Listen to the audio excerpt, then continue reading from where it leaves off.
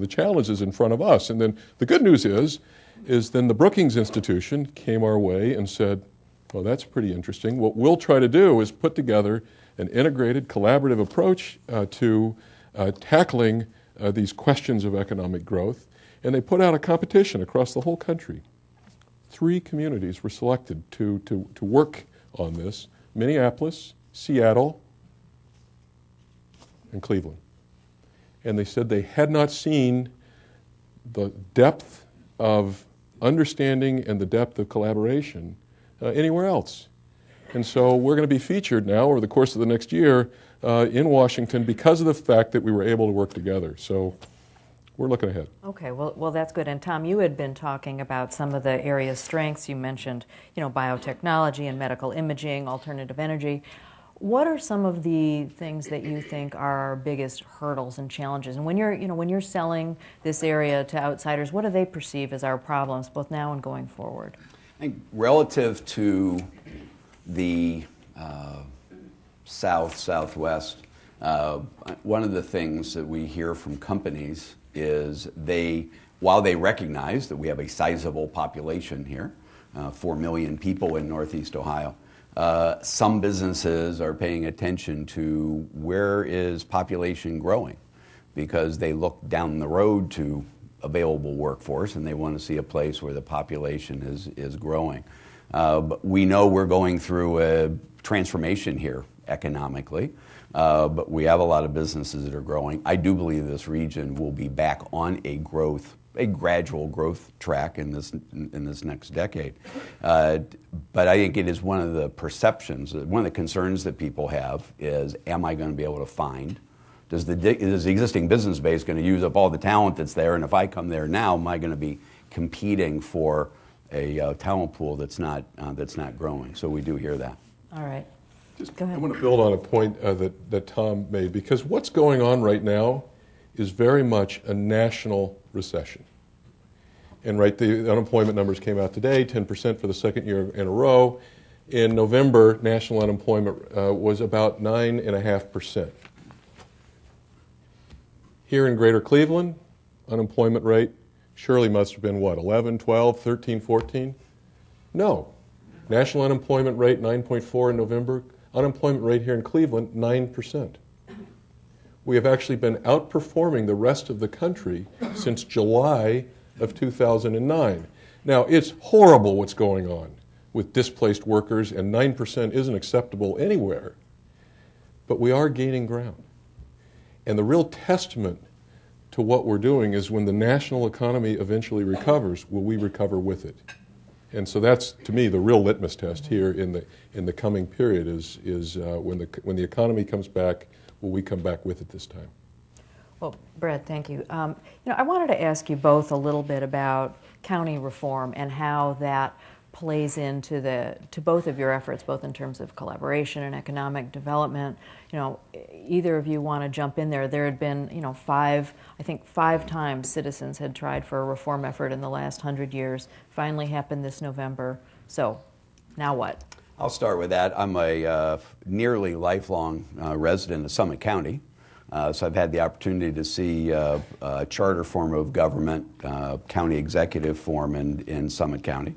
And I've seen it enough to confirm the fact that it's a lot more about the people than it is about the structure. I think nevertheless, I think the new structure gives an opportunity for leadership that is always, a good single strong leader is always more effective than a committee. It's just, we all know that. I mean, it's just human nature, but it's very important what that leadership is. And so at Team NEO, as we look at Cuyahoga County as one of our 16 counties that we work on behalf of, we are looking forward to economic development Cuyahoga County being more streamlined, having more of a clear agenda. And I think that's going to be, it can be quite beneficial as long as we have the right people in the positions taking the right tack. when we got started in our work, one of the things we did, we went out and engaged a group of economists, some of the best people in Northeast Ohio, and we said, what matters to an economy?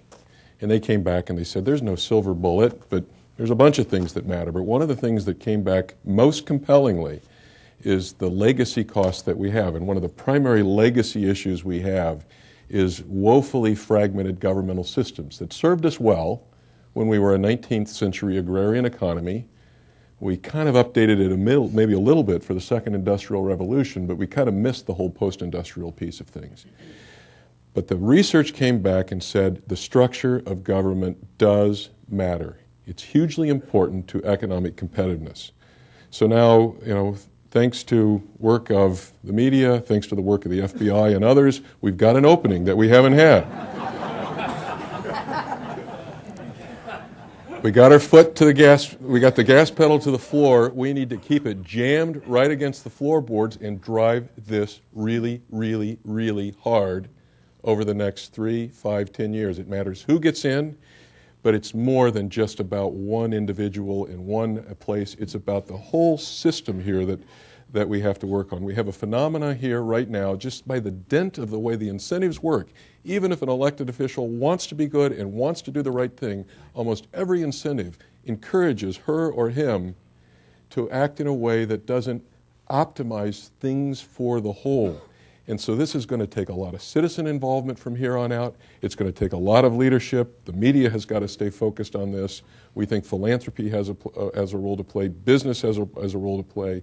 This is a really big deal here in the decade ahead, and there's, again, a lot more opportunity than we may give ourselves credit for. Yeah, I want to add just even further to that. This is an important change. It's changed the leadership structure and the decision-making structure in county government, but the boundaries and the laws that require each entity within those boundaries to maximize its own tax base, none of that's changed by any of this.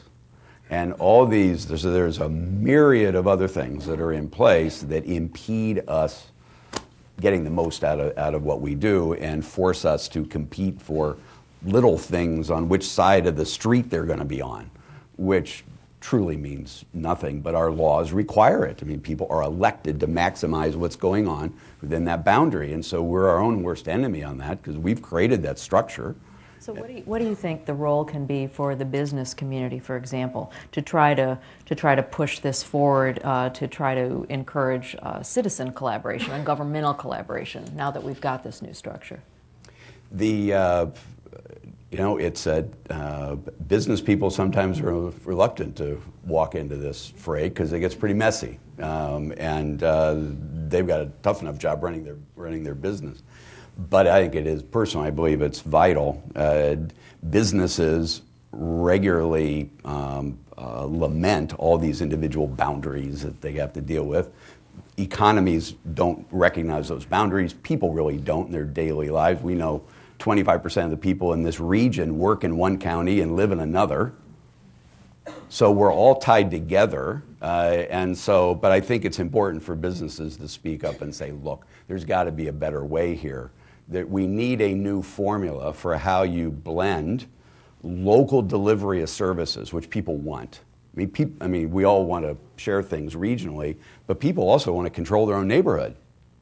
Now, how do you do those two things at the same time? They're both valid.